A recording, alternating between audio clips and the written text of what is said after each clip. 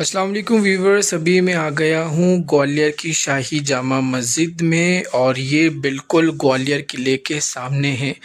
सबसे बड़ी दुख की बात यह है दोस्तों कि इस मस्जिद के बारे में किसी तरह की कोई इन्फॉर्मेशन किले के आसपास भी अवेलेबल नहीं है। साथ ही जो ऑनलाइन सोर्स बहुत ज़्यादा फेमस है जो विकिपीडिया, उस पे भी अवेलेबल नहीं है। इस मस्जिद का निर्माण मोतमिद खान के द्वारा किया गया था, ऐसी एक इन्फॉर्मेशन फेसबुक से मिलती है। दूसरी एक चीज़ ये है कि 1666 में इसका निर्माण हुआ था, यानी कि इस मस्जिद का निर्माण औरंगज़ेब सम्राट के वक्त में हुआ था।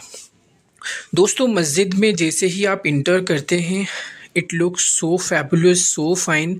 और दूसरी एक सबसे बड़ी बात यह है कि हर मस्जिद, जितनी भी अभी तक मैंने आगरा की जामा मस्जिद हो या फिर भोपाल की शाही जामा मस्जिद हो जो मेन मार्केट में है, मैंने उसका वीडियो बनाया है, डिस्क्रिप्शन में आपको लिंक मिल जाएगा। जामा मस्जिद जो आगरा की है उसका भी डिस्क्रिप्शन में आपको लिंक मिल जाएगा।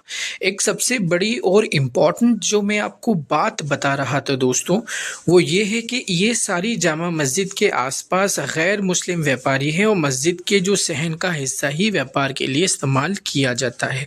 बहुत सारे लोग जो कट्टरतावादी, नफ़रतवादी ये हैं, उनका कहना ये होता है कि मुस्लिम से व्यापार ना किया जाए, उनसे ख़रीदा ना जाए।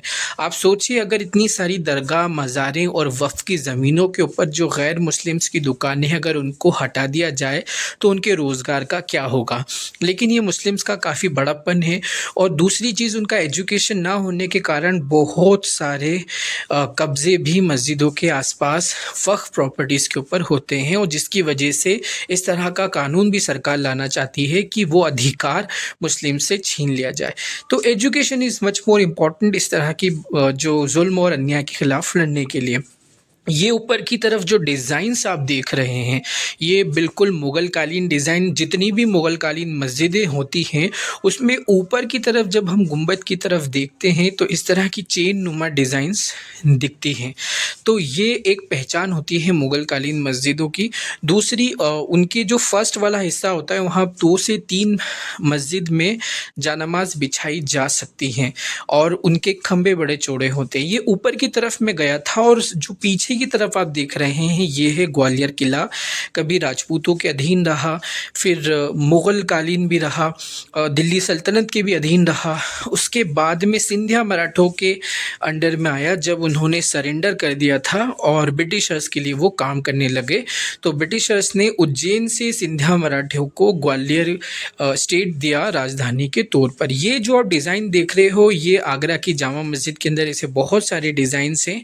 आई होप कि ये सारी इन्फॉर्मेशन आपको अच्छी लगी होगी। As I tell you that I am travelling all over India just to tell you the real history of India and all Sufi and Sultans. So I just would request you, please like, share and subscribe my channel. Thank you for watching. Keep smiling. अल्लाह हाफिज़।